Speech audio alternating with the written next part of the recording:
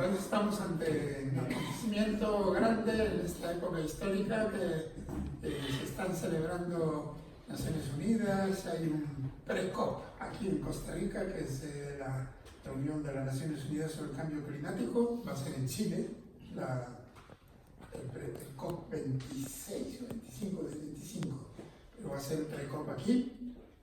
Y estamos con la marcha de Viernes por el Clima, que va a ser el viernes próximo y en la cual vamos a participar, ustedes y yo, ¿verdad?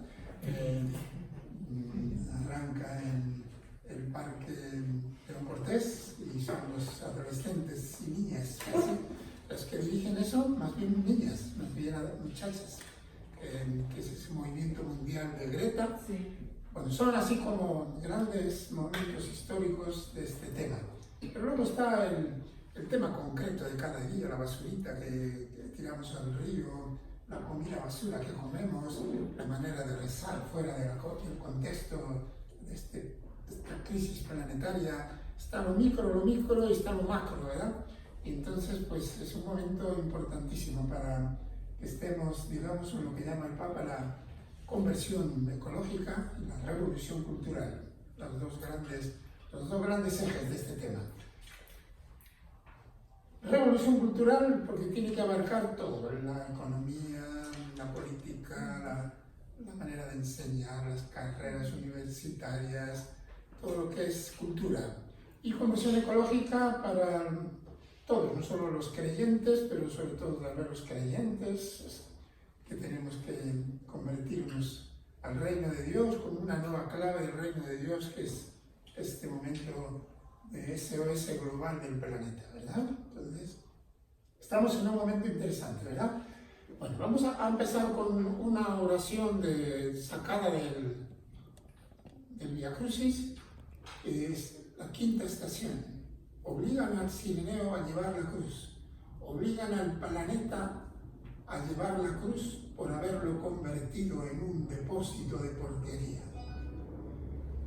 Dios Padre Madre, límpianos la basura de nuestros corazones, límpianos de la corrupción, de los rencores, límpianos de toda suciedad allá adentro, en el secreto de nuestro ser, para que luego no convirtamos el mundo en un depósito de porquería. Te lo pedimos en nombre de tu Hijo Jesús, que vino a este mundo para limpiarnos de pecados y mentiras. Amén. Amén. Entonces hay una canción, la melodía sí la saben, a renacer la esperanza, ¿ven? Pero la letra yo canto de la estrofa, cada estación hay una estrofa, y la estrofa de que se escuche en todas partes este grito con premura, por haber convertido el mundo en un depósito de basura. Pidamos al Dios del cielo que nos llene de ternura para limpiar esta tierra y devolverle su hermosura.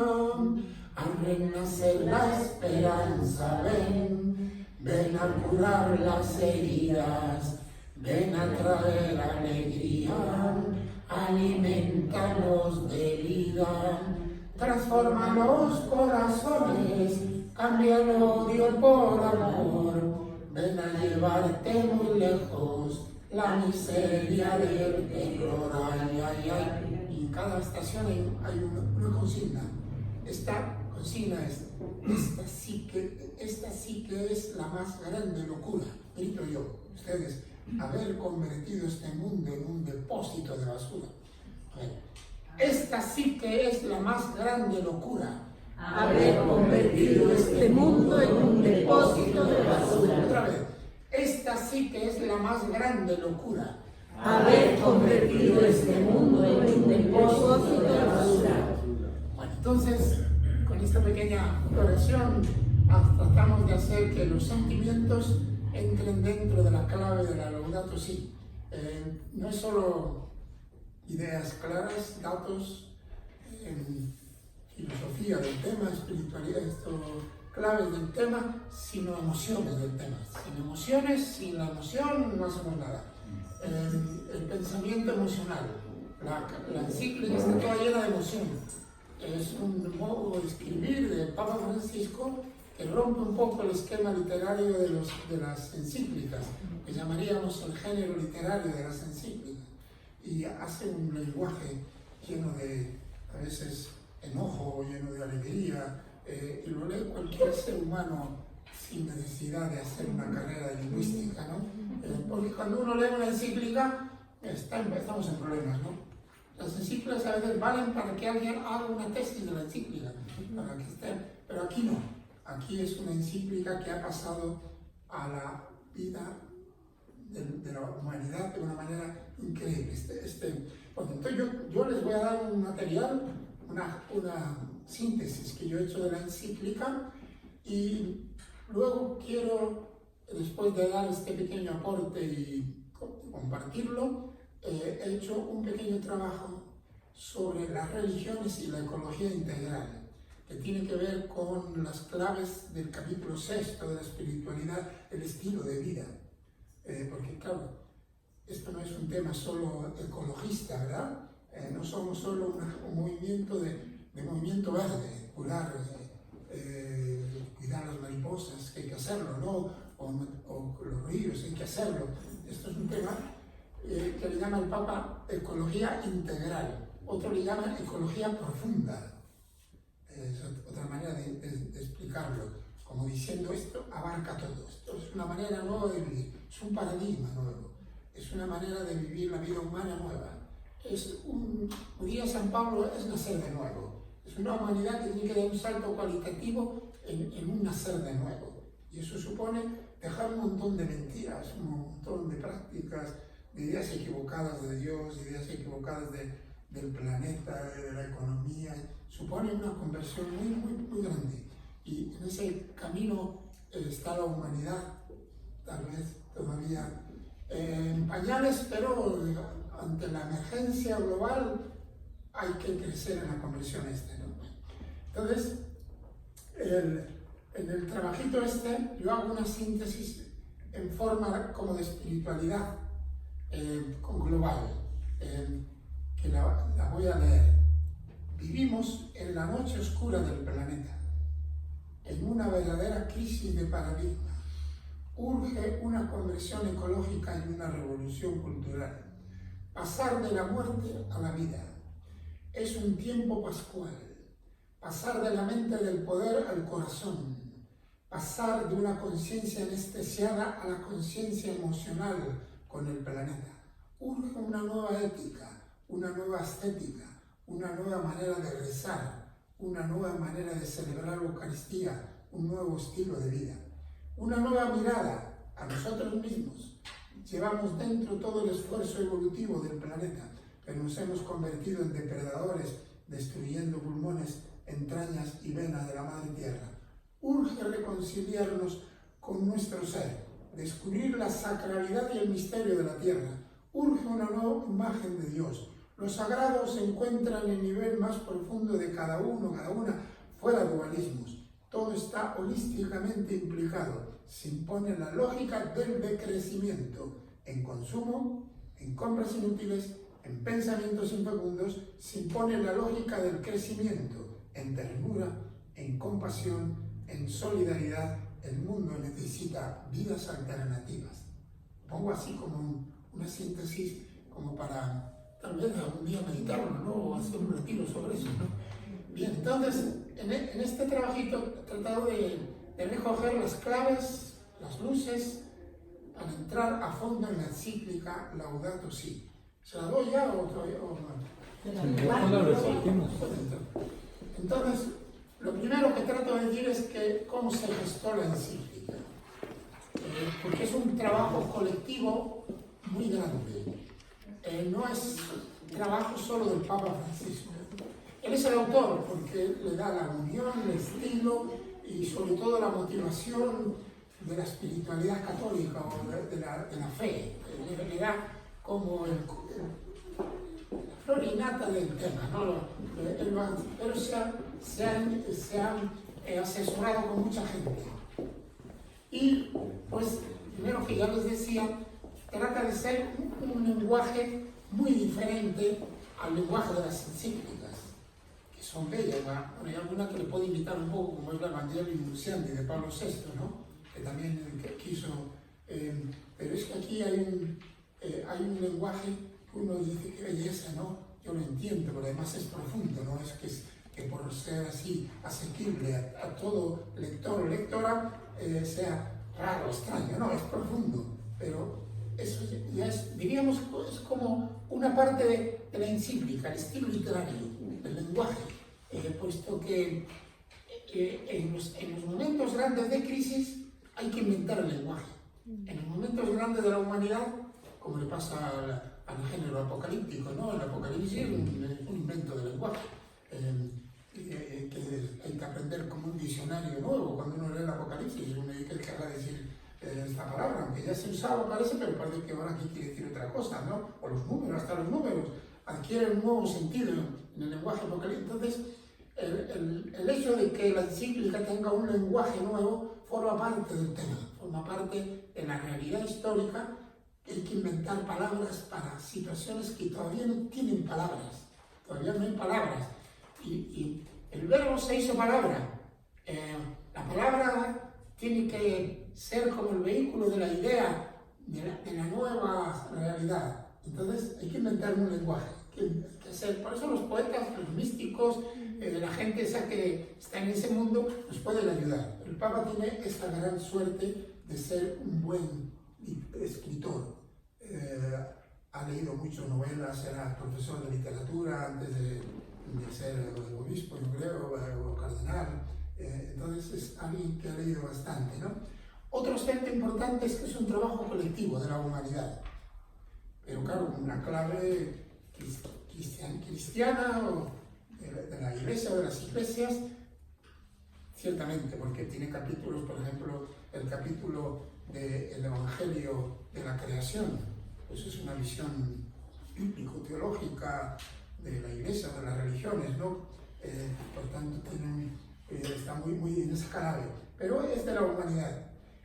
Más de 200 aportes ha tenido de sabios, de científicos sociales, científicos de la ecología, y un personaje importante aquí de Costa Rica, ¿no? Cristina Figueres, la consultó Cristina Figueres.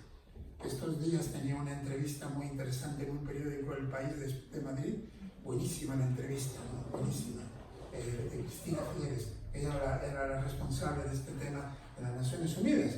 Entonces, Cristina Figueres.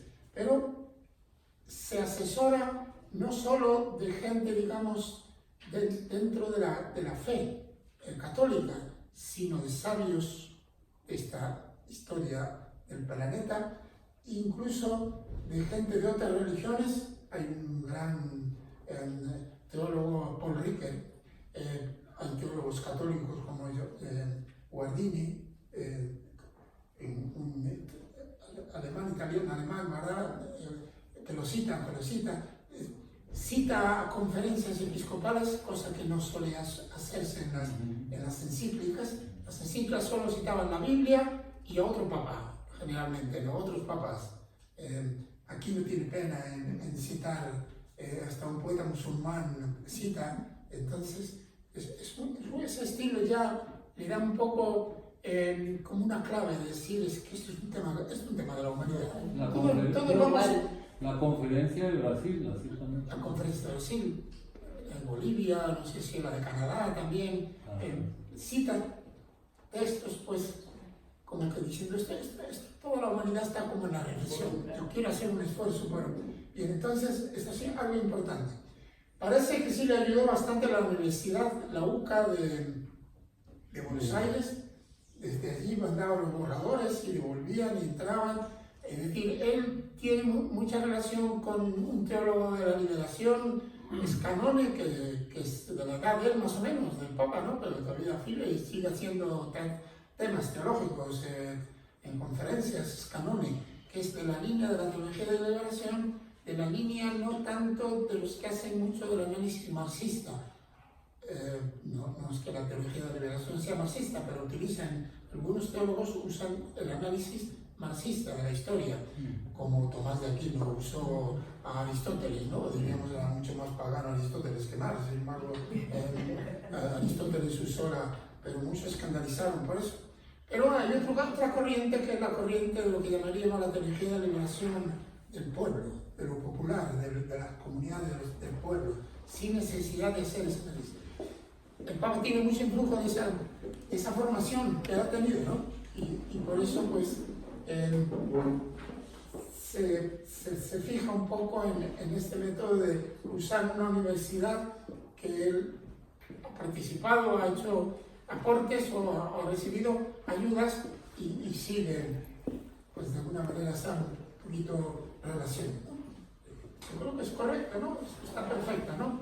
Bueno, entonces, en la inauguración que se hizo en Roma, sí invitó gente muy especial, como es esta Naomi Klein, una activista canadiense, feminista, teóloga, no teóloga porque es atea, pero estaba, tal vez sí es teóloga, y se quedó muy impresionada ella por decir, pero que Vaticano me invita a mí, y entonces, pues, al mismo tiempo, yo creo que ahora ya los grandes capitalistas ya no tienen derecho a usar la Biblia para hacer defensa de sus negocios, porque la Biblia sirve también para hacer defensa de las cosas más terribles cuando se hace una lectura fundamentalista o se busca solo un texto sin el contexto, o no se lee la Biblia desde Jesús, desde la bienaventuranza.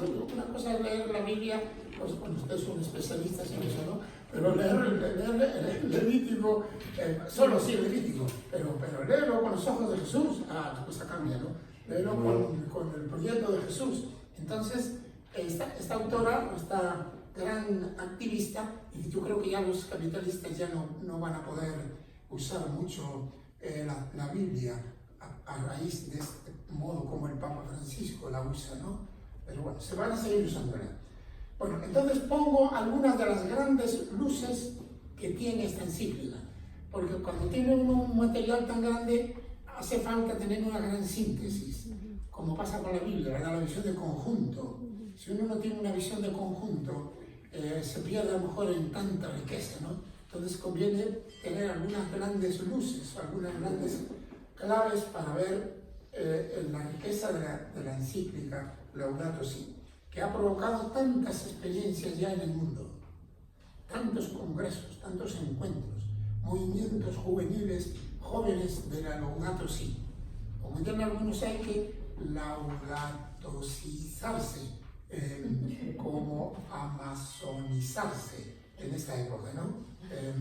Por tanto, cualquier invento que se haga, un retiro de la Laudato Si, un movimiento juvenil de la Laudato Si, una lectura bíblica desde la Laudato Si, eso ha engendrado en el mundo un montón de cosas.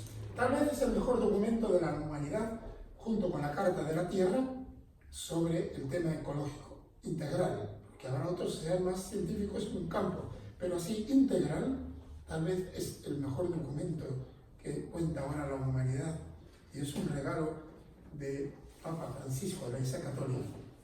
Bueno, una gran clave, curioso, ¿no?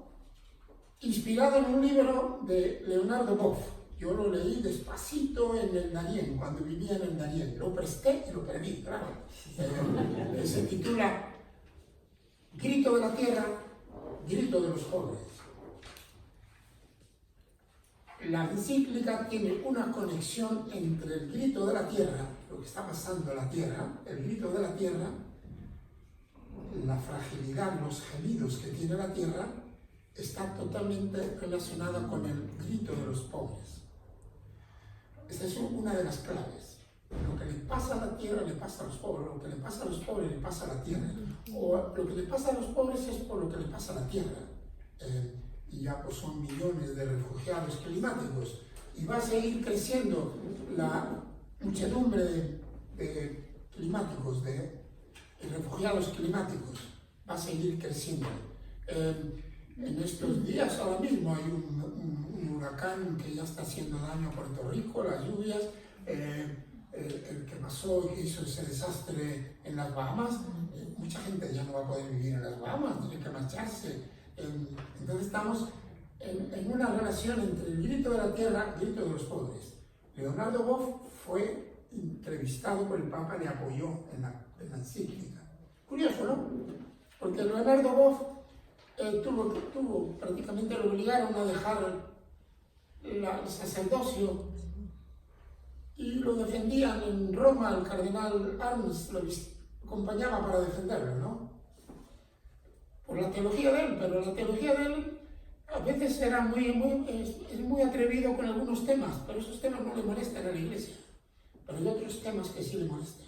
Y el tema que más le molestó a la Iglesia fue el libro Iglesia, Carisma y Poder, donde hace un análisis del modelo del Vaticano, de la Iglesia en el centro, comparándolo casi con el Kremlin. Muy duro, muy duro.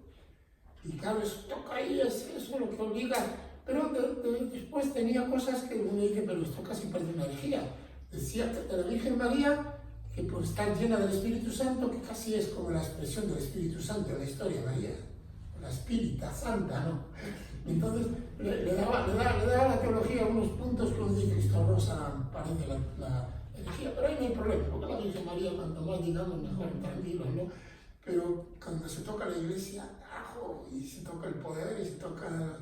Y ahí la pasó mal el pobre Leonardo, la pasó mal. Siguió siendo el mismo, un franciscano, pero dejó el sacerdocio, lo obligaron prácticamente. Y ahora el Papa lo coloca como uno de los que le ayudan a él, ¿no? Entonces, eso como que son los signos del tema también ecológico, ¿verdad? Es decir, cómo hay gente que está en unas claves tan bellas de la realidad, que aunque tenga algún puntito por ahí, de acuerdo, ¿no? Bueno, entonces, esa es una de las claves más importantes, ¿no? Pero hay una que es prácticamente la abarcadora, y que en el sínodo del Amazonas la toca todo el tiempo. Yo voy a dar el sábado allá en el local de Jutapín, en la casa de ejercicios, el tema del sínodo del Amazonas, que es el tema que no es del Papa, es de la cosmología moderna, el conocimiento de los sabios que han estudiado el planeta, de que han visto que todo está interrelacionado. La clave más importante, todo en el mundo está conectado e interrelacionado. Todo. Desde la bacteria más chiquita con la galaxia más lejana. Y todo está interrelacionado en lo humano. Por tanto, la economía, la espiritualidad, la religión, la política, todo está interrelacionado. Uno puede decir, yo voy a especializarme nada más en poner tornillos a una computadora y voy a ser un especialista, y está bien, pero todo está interconectado. ¿De dónde viene ese metal? ¿Cómo trabajan los que hacen ese metal? ¿Qué pasó con los que sacan el coltan en las minas de África? ¿Qué pasa cuando todo está conectado? Y nadie puede decir, no, la economía es autónoma, es una galaxia autónoma. No tiene que ver con la otra galaxia, la galaxia de la espiritualidad, es una galaxia autónoma. Ese es el daño, el mal que estamos haciendo al mundo. Y por eso pues, las especializaciones también, pero si no hay una cosmovisión global, son peligrosas las especializaciones, si no están conectadas con el resto. Lo jurídico, las matemáticas, la geografía, la historia, cómo hacer esa nueva síntesis, ese es el gran tema. Entonces, todo está interrelacionado. Ninguna ciencia, ninguna disciplina humana, ningún trato a la Tierra está desconectado con toda la realidad. Por yo digo, aquí está bien especializarse en las diferentes disciplinas, pero la asignatura más importante es la conexión interdisciplinar, que nos lleva a una conexión vital y humana. Es como crear una nueva síntesis del ser humano, relacionado con todo. Entonces, eso es una novedad. El mismo Papa lo dice en la exhortación a la alegría del Evangelio. Donde esté tu síntesis, allí está tu corazón. Quiere decir que hay que hacer una nueva síntesis del ser humano. ¿Quién soy yo? Estoy aquí. ¿Qué relación tengo con las otras religiones, con la gente que no cree, con la madre tierra, con los animales? ¿Qué síntesis dentro tienes? Tienes xenofobia, tienes de odio, tienes respeto unos a otros. Esta síntesis está destruida, está llena de basura. Entonces, estamos en ese tema, gran tema y por eso no basta el ecologismo puro, comprometido con cuidar el planeta. Hace falta la ecología integral. Esa parte, pues, todo está relacionado, es una de las claves importantes todo el tiempo de la encíclica. Todo está interrelacionado. ¿Y cómo hace uno para estar ahora todo interrelacionado? ¿Qué pistas tenemos? Hay una muy buena, que es la oración.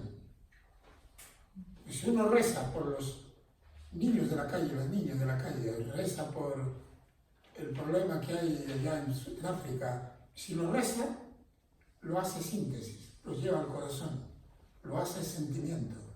Si uno no reza nada de esas causas, y reza pues porque me den las muelas o porque voy a hacer un examen y quiero que me aprueben, está bien. ¿Qué rezamos? ¿Cómo rezamos?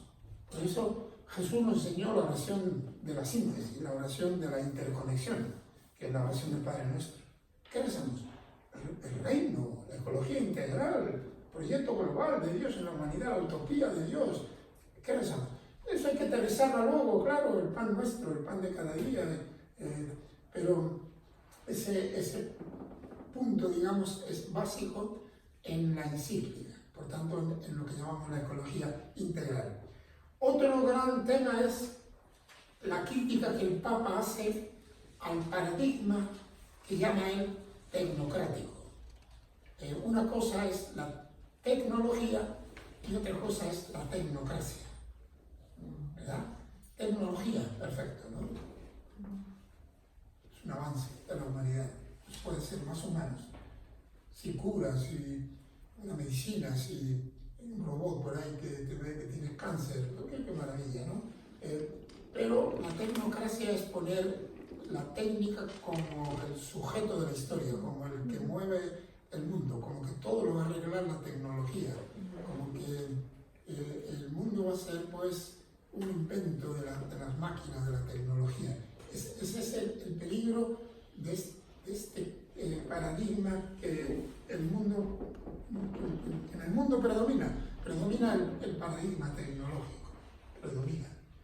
Y ante este tema, los negacionistas del calentamiento global dirán, no, la tecnología lo va a arreglar todo. Y puede ser que la tecnología arregle alguna cosa, pero da la impresión de que no, que si no hay ética aquí adentro, si no hay ética, la tecnología sola se dispara y es una de las ideas que repite el Papa en la encíclica. La tecnología ha avanzado mucho, pero no ha avanzado mucho la ética. Es decir, como que necesitaríamos una conversión nueva para cada aparato nuevo. Sobre todo aparatos para que producen muerte. Estamos pues pequeñitos en pañales éticos con gigantes tecnológicos, ¿no? Si estos días leí que no, que el tema del calentamiento global lo puede arreglar un asteroide, porque los asteroides fueron los que arreglaron, parece ser en alguna época, parte del planeta. Podemos traer algún asteroide o traerlo para acá y eso va a cambiar aquí las cosas, ¿no? Es decir, está bien, la ciencia sigue inventando cosas, ¿no? Pero ¿cómo está la ética de la humanidad? ¿Cómo está el corazón de la gente del mundo? ¿Cómo usamos la técnica? Pues el celular, perfecto, ¿no? Pero ¿cómo trabajaban el celular en la cárcel los muchachos cuando los agarraron haciendo todo el... Esa es la ética, ¿no? La herramienta está bien, ¿no? Entonces, hemos avanzado mucho en conocimientos tecnológicos, pero que no han sido acompañados por una verdadera profundidad ética. Por eso el riesgo amenazante de la tecnología desligada de la ética. Pues la bomba atómica la inventamos, pues vamos a explotarla sobre Nagasaki y Hiroshima. Y ahora estamos así con una tecnología, con una ética tan débil que estamos como, ¿qué va a pasar? A ver, ya han hecho un estudio si viene la guerra nuclear, una guerra nuclear entre Irán y Estados Unidos, en las primeras horas hay unos 30 millones de muertos en las primeras horas. Ya han dado ese dato, ¿no? Entonces, pero ¿hay ética suficiente para detener? Pues todavía tal vez no. Un tema muy grande, el tema de la tecnocracia, fuerte, ¿no? Y del paradigma tecnocrático. Debe ser acompañado por el paradigma ético, hacer esa gran síntesis, ¿no? Otro gran tema es la urgencia de buscar otro modelo de economía y de progreso. Por eso yo puse aquí en mi pequeño síntesis que se impone la ética del decrecimiento. Sé que eso no es una buena palabra para los políticos, decir que hay que decrecer, pero ya hay un movimiento cultural grande del decrecimiento. Búsquenlo ustedes por internet a ver qué es eso, porque este modelo de desarrollo nos lleva al colapso del planeta, con fecha de defunción. Son pocos años la fecha de defunción. Por eso la Greta se levantó como diciendo, sí, ¿para qué estudiar? Si cuando ya sea mayor ya no existe este planeta, ¿no? Un poco la tesis de las jovencitas, ¿no? Entonces tiene fecha de defunción si no hay un cambio de modelo económico, del progreso. Y claro, decir de crecimiento, yo claro, lo pongo de crecimiento en consumo, en compras inútiles, en pensamientos infecundos. Y se impone la lógica del crecimiento en ternura, en compasión, en solidaridad. Pero el planeta tiene sus límites, eso ya lo ha estudiado el Club de Roma, ¿no? El planeta tiene sus límites, creíamos que era infinito los límites. Yo he vivido en la cuenca del Canal de Panamá muchos años, misionero en la montaña. Pues bueno, al principio, los primeros años como que no había problema, el agua, los ríos, como son los campesinos los que los cuidan allá arriba, los ríos, los Chagres y los otros ríos, los Tiricitos, eran los ricos que yo me movía por aquellos ríos, no había problema. Pero claro, el canal quiere ampliarse. El agua esa no es suficiente, pero es agua dulce, pero la mercancía necesita pasar. Entonces hay que construir más lagos para que tenga agua el canal de Panamá. Bueno, la lucha fue que no se construyeran aquellos lagos de arriba. Y la ingeniería inventó hacer el método de reciclaje del agua de las cruzas con un reciclaje, el 75% creo se recicla el agua cuando pasa el barco, en una tina paralela, se recicla y sirve para el otro barco. Pero, pues, si seguimos con la lógica del crecimiento, solo progreso con este modelo, el agua, los minerales, la comida, todo va a llegar a un colapso. Necesitamos otra lógica ahí. Entonces, el modelo económico, ¿quién convierte el modelo económico? El Papa habla pues del capitalismo salvaje que nos lleva a la ruina del planeta y de la especie humana, que no es viable. Este modelo es antiético y anticientífico. Claro, no van a estar de acuerdo los grandes multinacionales, no van a estar de acuerdo con eso. Que sí, produce comida, produce dinero, pero en el fondo hay una crítica diciendo esto es anticientífico. Claro, si decimos antiético no se mueve mucho, pero si los científicos dicen es que es anticientífico, porque el planeta no tiene recursos para este modelo de sociedad, donde el descarte es la lógica, que también es otra clave, el descarte. Este modelo es de descarte, es decir, úsalo y tíralo. Importante que producir más para usarlo y tirarlo. Entonces, eso es anticientífico, según la encíclica. No hay recursos suficientes para ese modelo, por tanto, ese aspecto es fuerte en la encíclica. Hay un aspecto muy bonito que es que cada criatura, cada ser vivo tiene su dignidad, que por tanto es un mensaje de Dios cada criatura. Cada criatura tiene una lección sobre Dios, una teología sobre Dios. El cielo proclama las obras de Dios, el firmamento pregona las obras de sus manos. Uno se lo pasa como es, se lo pasa al otro, en la noche se lo susurra. Es decir, ese sentido contemplativo del mundo. El mundo no es solo un objeto, un almacén donde se pueden sacar materiales para un negocio.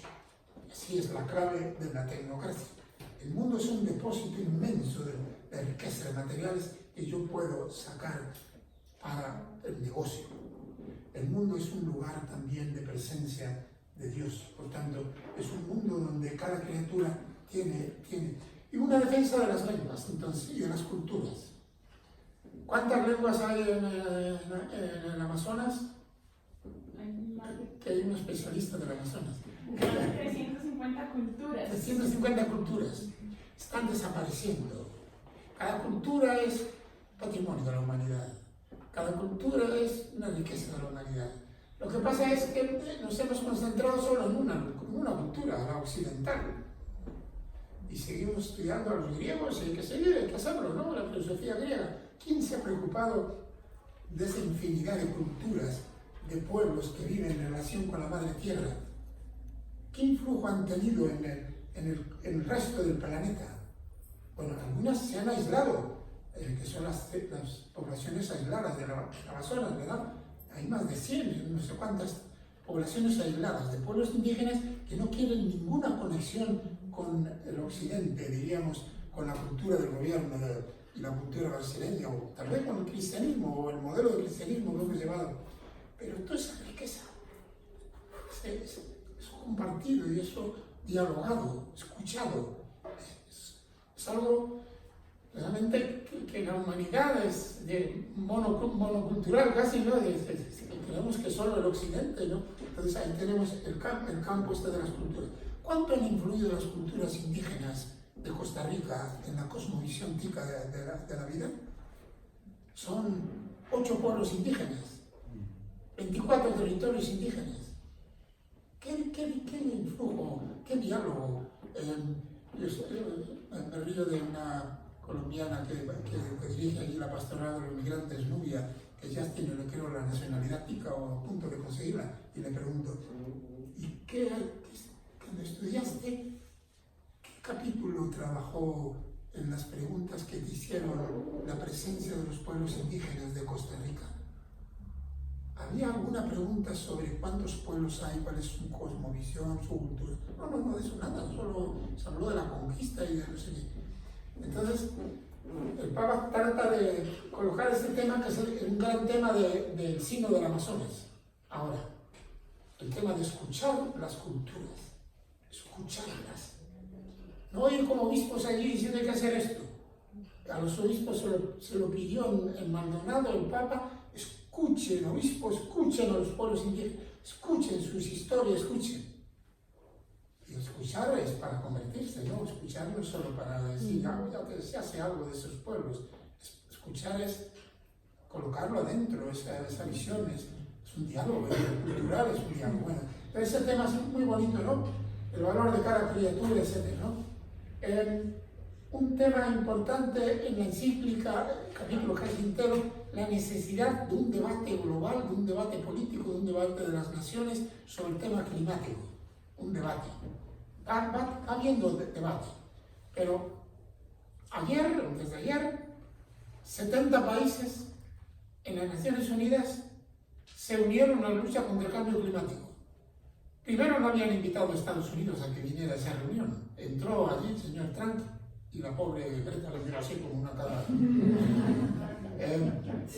Ni Australia ni los países que más contaminan no estaban invitados, que no van a votar.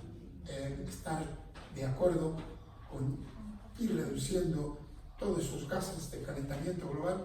Entonces, el debate político es un tema político, es un tema de cuando se va a votar, hay que votar al que defienda más el planeta. Y hay que cambiar a los partidos políticos también. Entonces, en Europa tienen fuerza los partidos verdes, están teniendo fuerza, que tal vez todavía no son del todo de la ecología integral, pero van un poco por esa línea, ¿verdad? Entonces, es un tema de debate político para la encíclica.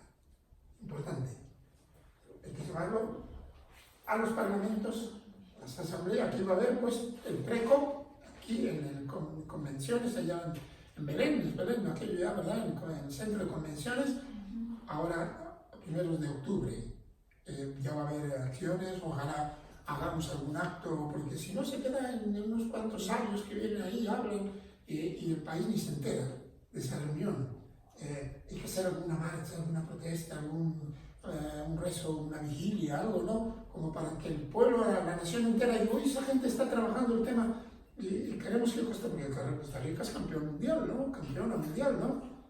Bueno, porque tiene que ir los Navas y porque tiene campeón mundial. El primer país del mundo que tiene ese premio, país, porque ya había personas o movimientos que tenían ese premio. Yo creo que mucho se debe al pueblo tico, a ustedes, ¿no? Por el modo como se ha cuidado esta porción preciosa del planeta, con muchos retos y muchos problemas, y tal vez por la personalidad de Cristina Figueres, tal vez también, ¿no? Puede ser, ¿no? Pero eso es un honor, pero los honores hay que convertirlos en retos, no decir ya, aquí está clara la cosa y terminamos, sino que el ejemplo para otros pueblos, ¿no? Los debates pues grandes, ¿no? El tema del descarte, que ya lo tocamos, la cultura del descarte, y la propuesta de un nuevo estilo de vida. Es decir, hay varios capítulos, sobre todo uno, el sexto, dedicado a qué estilo de vida humana hay que vivir. Esto no es un tema de ecologismo, es un tema global, es un tema de todas las relaciones humanas con la madre tierra. ¿Qué espiritualidad? ¿Qué compro? ¿Cómo rezo? ¿Cómo viajo? ¿Cómo visto? ¿A qué mercados voy? Comprar, eso le cita al Papa Benedicto XVI, lo cita, ¿no? Comprar es un acto ético, espiritual, comprar, o antiético, ¿no? Comprar. Entonces, el tema pues del estilo de vida es lo que más yo quiero centrarme en el poco tiempo que tenemos para poder compartir, ¿no? Es el estilo de vida de las religiones, que es como un aporte grande a este momento histórico, ¿no? Porque algunos dicen, la tecnología no lo va a resolver, la tecnocracia no lo va a resolver, la ciencia solo no lo va a resolver, y las religiones tal vez tenemos un plus o un algo ahí, una reserva de ética, de espiritualidad, de manera de vivir, que tal vez podamos ayudar. No vamos a ser los que nos van a ayudar, pero sí podemos hacer un gran aporte. Y ese es el segundo trabajito que, si me da tiempo, lo trabajamos un poquito, ¿no? Para que luego... Sí. ¿Alguien iba a hablar? No. Entonces, esos son algunos de los grandes temas. Toca el tema del calentamiento global, toca el tema de la deuda ecológica de los países ricos sobre los países pobres. Ya se empieza a hablar de la deuda ecológica, pero no hay leyes internacionales que no pueda decir, pues España, yo que vengo de España, destruyó mucho América y robó mucho oro, tiene que devolver deuda ecológica. O Estados Unidos, con todo el desastre que hace en el mundo, tiene que devolver. No hay leyes, me imagino, todavía en el derecho internacional que obliguen a devolver con resarcir el daño hecho, ¿no? La mina de Cruzitas, hay que devolver, Canadá tiene que devolver el daño. Luego pues, ha habido gente que también la ha dañado ya de manera más terrible. Entonces, ese tema de la deuda ecológica, ¿no? Porque la explotación de sus recursos de la madre tierra nos ha llevado a un loco consumismo, que el Papa le llama estructuralmente perverso. Es lenguaje fuerte, ¿no? El consumismo es estructuralmente perverso. No aguanta la madre tierra. Bien, con esto estamos viendo que es una encíclica que tiene esa forma tan abarcadora, que todas las claves, diríamos, todas las asignaturas, diríamos, de una universidad están involucradas. Todos los textos sagrados, todos los libros sagrados, la Biblia, el Primer Testamento, el Nuevo Testamento, todo está involucrado en este tema, ¿no? Porque, pues como ustedes saben, la palabra de Dios está mucho más allá que en el librito de la Biblia, en el librito del Corán, que los libritos esos ahora hay que usarlos de otra manera para leer ese libro. Antes de que se escribiera en la Biblia o el Corán, ya Dios había escrito ese libro, esa historia, ¿no? Entonces, ahí estamos metidos. Entonces, todas las claves están presentes, pero las voy poniendo con lenguaje ya más, digamos, de asignaturas, como es la clave científica. El Papa se ha asesorado, escuchado a la ciencia. Por tanto, junto a la Carta de la Tierra, la encíclica Laudato Si es uno de los documentos más actuales de la humanidad con el tema ecológico. Hay una clave científica. Es decir, no es de que el Papa inventa cosas ahí, no. Él no es un sabio ecologista, ¿no? Es un sabio de ética, pero ha utilizado la ciencia. Hay una clave ético-filosófica, donde se hace una crítica contundente del paradigma tecnocrático, con una visión ecológica, filosófica diferente. Es una encíclica que habla mucho contra el antropomorfismo, porque nosotros somos herederos de Descartes y de la filosofía occidental, donde hemos visto, o del primer relato del Génesis, que el ser humano es el dueño de la creación, y no somos lectores de la segunda versión de la tradición yahvista que dice que el ser humano es un cuidador del jardín, ¿verdad? Entonces nos hemos quedado más por eso de tener dominio y dependemos mucho de esa filosofía donde el ser humano es el centro. El ser humano es un hermano de los otros animales, un primo hermano de las plantas, de los animales. Todos venimos de una procesión cosmológica. Tenemos el ADN de las plantas, el ADN de los animales. Somos como el final de una procesión, donde dice el último que llega a la procesión, uy, ese sabe hablar y ese tiene sentimientos, es el ser humano. Pero todos los demás son primos hermanos que han venido a la procesión, pero tanto caminar, al final la procesión ha acabado con una cosa preciosa, que es el ser humano, pero venimos de esa marcha. Entonces, creernos los dueños como si hubiéramos caído en un paracaídas de otro planeta, caímos aquí y encontramos, uy, qué escenario tan bonito, que soy el dueño aquí. Así hemos actuado, ¿no? Como si hubiéramos venido de otro planeta, de otra galaxia, y hemos encontrado aquí una cosa muy bien hecha, pero nosotros hemos estado en ese gran proceso. Entonces, la clave filosófica, una nueva filosofía, una nueva manera de entender al ser humano,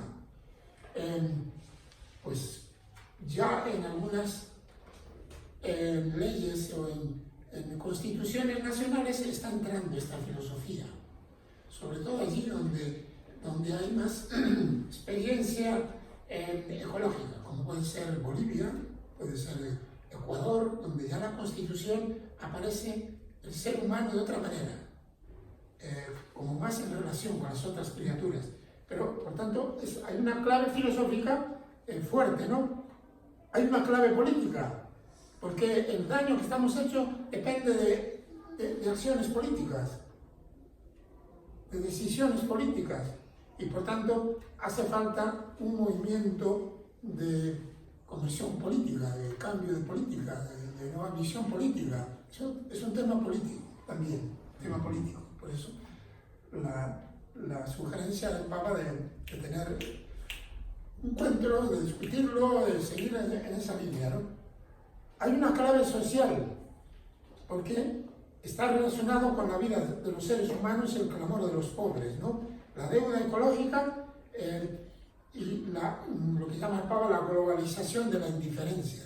Es un tema social, no es un tema solo filosófico o solo científico, ¿no? Muy relacionado con lo cultural, es un tema cultural, es un desafío cultural, es una nueva manera de ver el mundo, es un problema educativo, por eso le damos mucha énfasis al tema educativo. ¿Cómo educar en la casa, los niños, las niñas, los nietos, las nietas, en las escuelas, los colegios, ¿no? Como que de alguna manera todos los sistemas educativos tienen que introducir una clave ecológica en todas las asignaturas. Que yo puedo estudiar geografía y saber de memoria todos los ríos, pero ¿cómo está el río Torres? ¿De dónde nace? ¿Cómo están los nacimientos? Hay terratenientes por ahí, todo eso hay que hacer como un trabajo diferente cada asignatura, ¿no? Como la clave está ponerla en todas las asignaturas, en todo el tema educativo, ¿no? Es un tema, pues, cultural. Capítulo 6, dedicado prácticamente a eso. Es una clave teológica. El Evangelio de la creación, lo titula el Papa, ¿no? Y en los últimos capítulos habla mucho de los sacramentos, habla mucho del día del domingo, como el descanso de la creación, el descanso del ser humano. La Eucaristía le dice que es el centro vital del universo. La Eucaristía. ¿Cómo una expresión tan extraña, tan bella? Que la Eucaristía es el centro vital del universo. Eso lo encuentro. En la Eucaristía ya está realizada la plenitud. Y es el camino, y es el centro vital del universo. El foco desbordante de amor y de vida inagotable. Unido al Hijo encarnado, presente en la Eucaristía, todo el cosmos da gracias a Dios. En efecto, la Eucaristía es de por sí un acto de amor cósmico. Sí, cósmico, porque también cuando se celebra sobre el pequeño altar de una iglesia en el campo, la Eucaristía, sobre el pequeño altar de una iglesia en el campo, la Eucaristía se celebra en cierto sentido sobre el altar del mundo. La Eucaristía une el cielo y la tierra, abraza y penetra todo lo creado, ¿no? Un número dedicado a la Eucaristía, como diciendo, ese poquito de pan, ese poquito de vino, ese poquito de agua, los colores, la mesa, es del planeta, son cosas del planeta, la madre tierra nos lo presta. ¿Cómo es posible que ese poquito de la madre tierra se pueda transformar de esa manera que se convierte en sacramento de Dios mismo? Como que se hace presente ahí. Entonces es como una manera bellísima de ver que nuestro mundo sacramental, y así los otros sacramentos, ¿no? Los aceites, yo cuando doy la unción a un enfermo, hace poco fui a dar a una abuelita, es que Dios viene con un aceite que es como una caricia de Dios para ti. El aceite ya lo has usado y tal, pero ahora este aceite te da a ti una bendición especial. Y sacramento, ¿no? Esa síntesis, esa unidad de la presencia de Dios en la creación. Bueno, entonces, el tema teológico, muy bello, cómo lo trata. Pues ustedes, como gente biblista, que trabaja la Biblia en sentido popular, pues tienen conocimiento y tienen sobre todo la ternura de los textos, para que esos textos bíblicos nos sirvan como una visión de ese mundo y nos den las fuerzas. Bueno, entonces son claves que pueden ayudarnos a decir, tiene todos los aspectos, yo quiero buscar esta clave, aquí lo voy a estudiar con calma. Yo había puesto otra clave, porque esto lo hice para un congreso de la vida consagrada de Mesoamérica, que es México y Centroamérica, en un movimiento que se llama CONFERCAM, que es la Confederación de Religiosos de Mesoamérica, ¿no? Entonces pongo la clave de la vida consagrada, que no hay ninguna religiosa de vida consagrada, entonces esta se la dejo, pero la clave que ponía era la siguiente, ¿no? La vida consagrada, las hermanas de Sion, los claretianos, los jesuitas, las franciscanas, ¿qué visión tenemos? ¿Qué sentido tenemos? Y la visión que tenemos es una clave que puede llamar la atención, ¿cómo la pongo yo aquí? Simbólico-política. Simbólico-política. ¿Qué quiere decir eso? La vida nuestra tiene que ser simbólica. Es decir, vivir la comunidad, vivir el trato con la gente, vivir la relación con las otras personas, con Dios, pero política, es decir, influye en la sociedad, tiene que ser un estilo significativo para la sociedad. No que seamos más santos o mejores personas, pero deberíamos ser buena gente también, ¿no? Pero tenemos que dar un signo profético del futuro, pero que ya se está cumpliendo si llevamos la economía bien compartida, si somos gente que vivimos en comunidad. Pero eso es político, porque eso afecta a la política, afecta a la manera de vivir de la política. Entonces, ese es un aporte que puede dar la vida consagrada en el tema de la encíclica. Y por eso, pues, en las congregaciones tenemos ese movimiento que se llama justicia, paz, integridad de la creación, que tiene que ver con la justicia, pues, y la defensa de los niños, las niñas, contra la trata de personas, contra la guerra, y la ecología integral. Y claro, algunas congregaciones son más por la línea de la ecología integral, como el franciscano, ¿no? La franciscana, ¿no? Pero ponía yo también esa clave por si les ayudaba un poquito a los que participaban en aquel congreso. Bueno, entonces, la gran síntesis, lo pongo yo así como una novedad al final, en la página 7, la gran novedad es que asume el gran paradigma contemporáneo, donde se afirma que todo forma un gran todo, con todas las realidades interconectadas, influyendo unas en otras, contra la fragmentación de los saberes. Y él mismo lo dice, ser especialista en una sola cosa es una cierta clase de ignorancia. Claro, uno no puede ser especialista en todo, pero hay algo que sí nos conecta en una gran comunión, que no es una comunión científica, en ese sentido, es una comunión cultural, espiritual, ética. Ahí sí podemos entrar en una gran comunión. Bien, y por eso, pues, el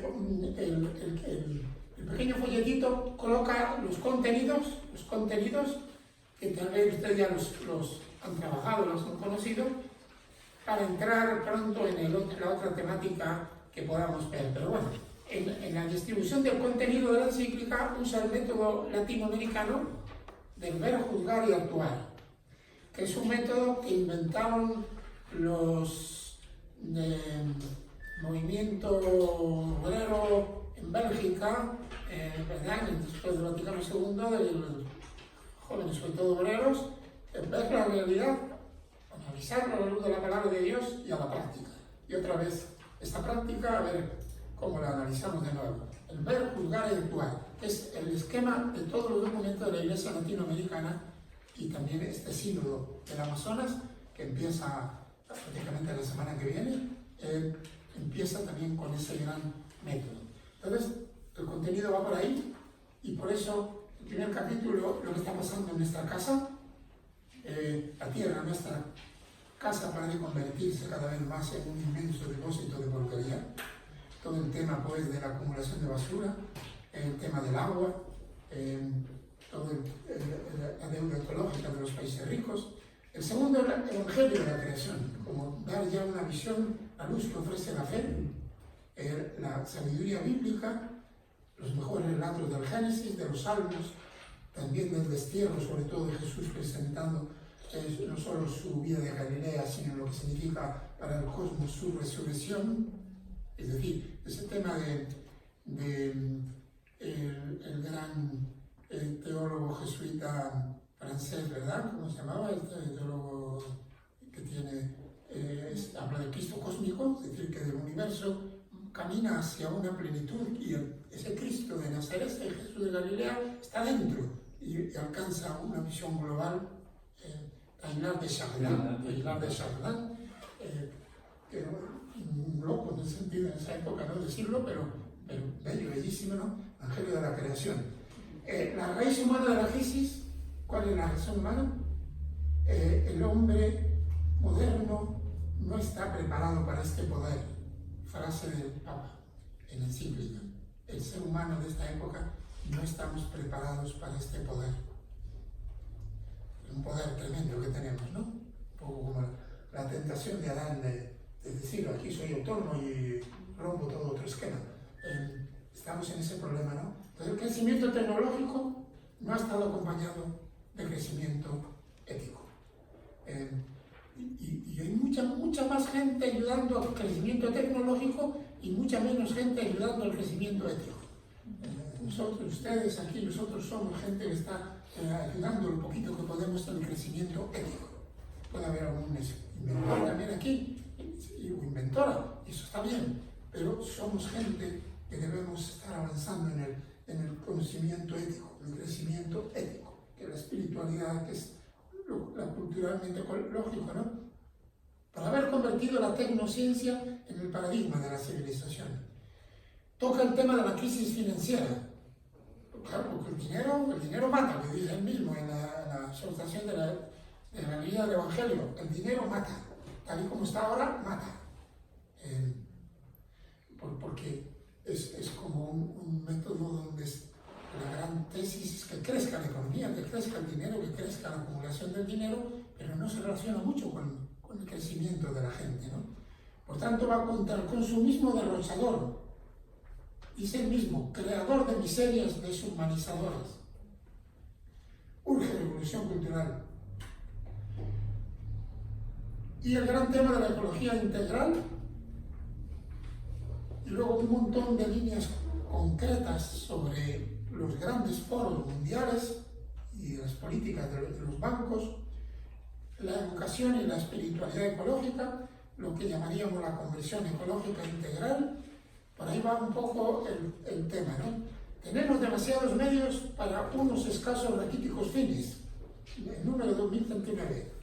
O mientras más vacío está el corazón, más necesita de objetos para comprar, poseer y consumir. Y esto provoca la violencia. ¿Por qué la droga? ¿Por qué los muchachos de la calle son capaces de matar por la droga? Terrible, ¿no? Porque se ha creado una necesidad ahí y está vacío el corazón. Entonces hace falta. Entonces, el cambio de estilo de vida es algo del momento histórico que nos toca vivir. Bueno, entonces ahí tenía un trabajo de grupos, pero más bien escucharíamos el eco de esta primera parte para entrar en la segunda, que tiene que ver con la cíclica, pero que también les doy material para que luego lo trabajen, porque aquí nada más es como lanzamiento de temas para que ustedes lo procesen, lo lean, lo trabajen en familia, o si tienen un grupo parroquial con jóvenes o con niños, con niñas, lo hagan con una pedagogía más apropiada, pero dar algunas pistas. ¿Alguna? Sí, tal vez sería bueno ahora Sí. preguntas o participaciones para dar el folletito del otro. Exacto. ¿Alguna reacción a esta primera locura mía? Oímos preguntas, participaciones. ¿Alguna cosa así que llame la atención, o duda o pregunta que yo pueda compartir?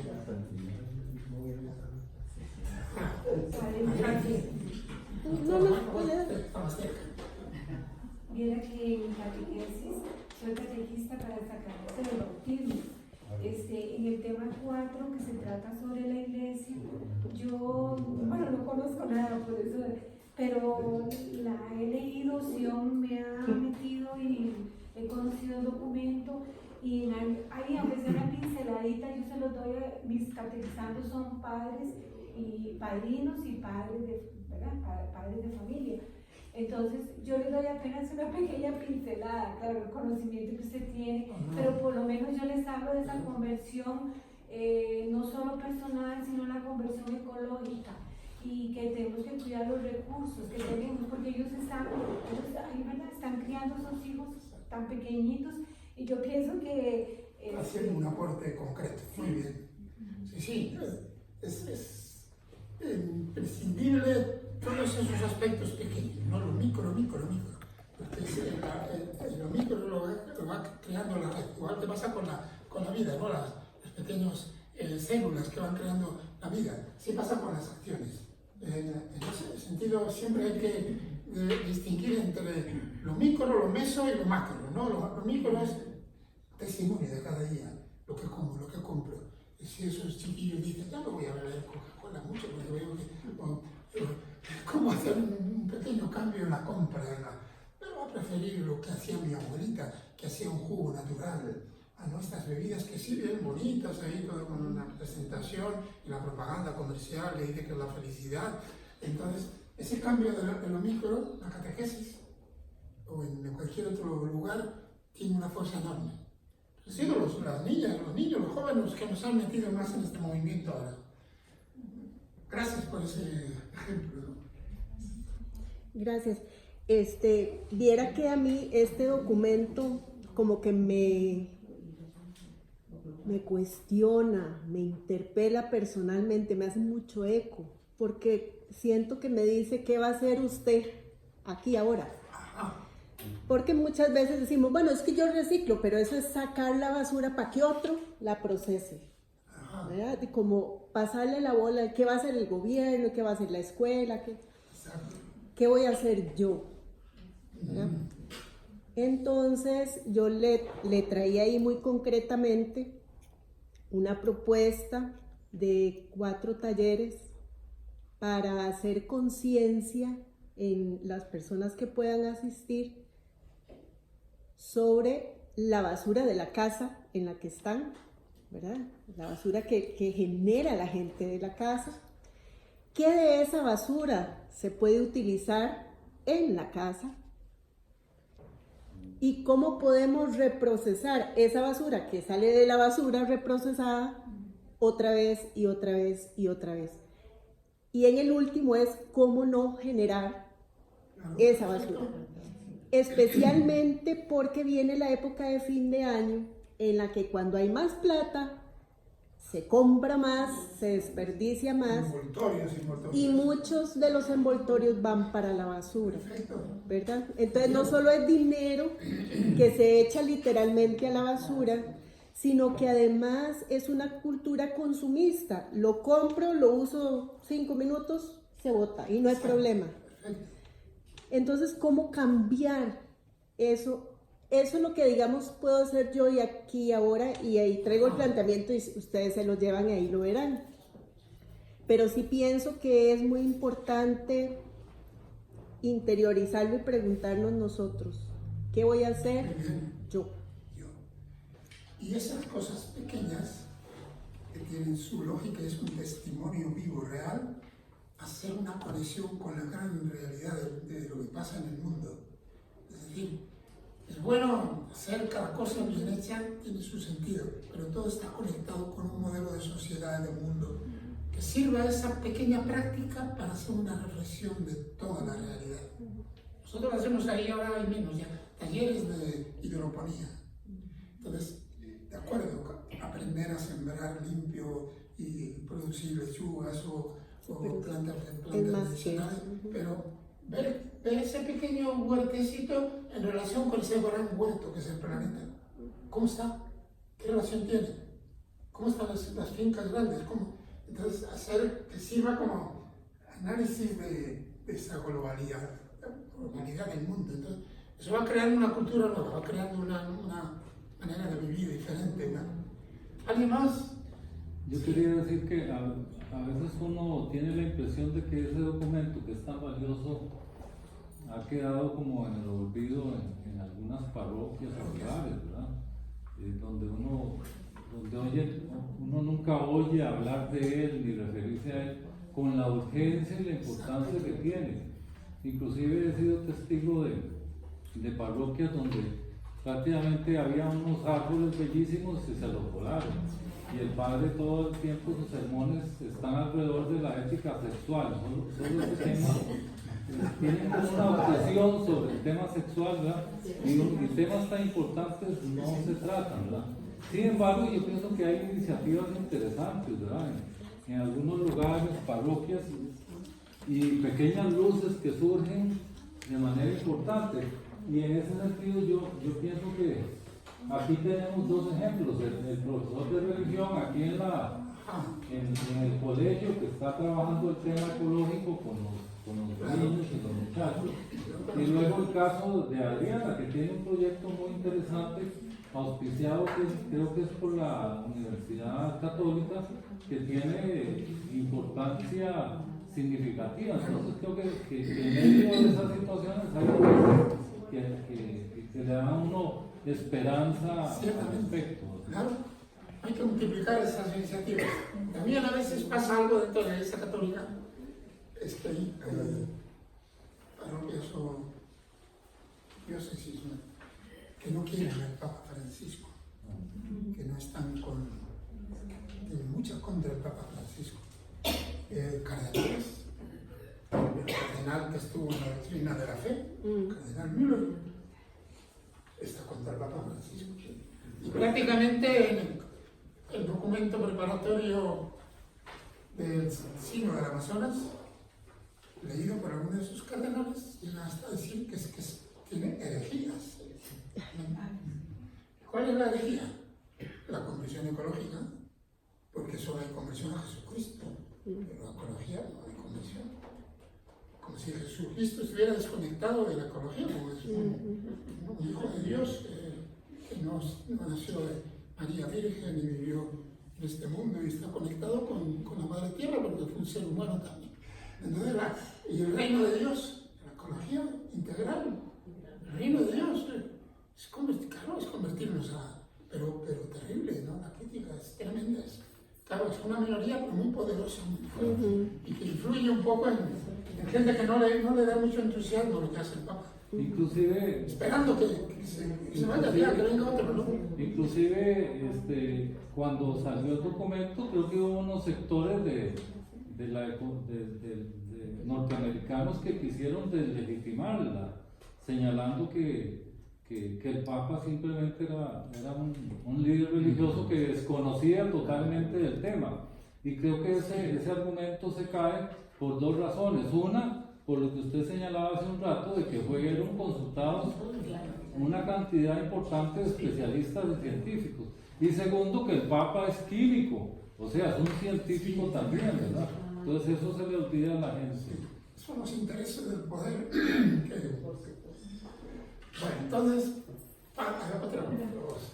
Es que con respecto a esto que decía del instrumento que se va a utilizar en el siglo de la Amazonía, cuando yo tuve la oportunidad y la bendición de trabajar acá, ¿verdad? Y en aquel entonces hicimos como un calendario, era el calendario litúrgico que era sobre nuestra etapa. Y entonces se hablaba de todo lo que había costado que el documento se aprobara y de las, ¿verdad?, oposiciones que había encontrado y el trabajo de las hermanas, hablando, conversando, dando a conocer como obispos en diferentes países, con laicos, ¿verdad?, en diferentes niveles, y que al final el documento había sido sacado del concilio, pero el Papa lo había vuelto a meter, se había vuelto a redactar, y al principio era algo como muy solamente dirigido hacia la relación de la Iglesia Católica con el judaísmo, y al final fue de la Iglesia Católica con otras religiones en general, ¿verdad? Entonces yo creo que todo ese proceso hizo que más bien se enriqueciera.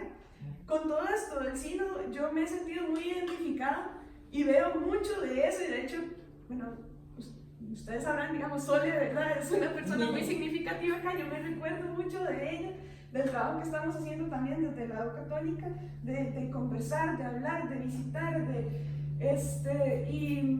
y creo y tengo esa fe de que si bien el documento ha sido muy discutido, al final va a salir algo que sea todavía mejor, ¿verdad? Los mismos obispos que están detrás de la redacción del documento, el obispo Puerto Maldonado, por ejemplo, él dice, es un documento martirial, es un documento que tiene que morir para dar vida a otro nuevo que esté enriquecido por el diálogo, ¿verdad?, y la discusión que se dé durante todo este mes de octubre en Roma con participantes de todo el mundo y sobre todo de la Amazonía y líderes indígenas y demás.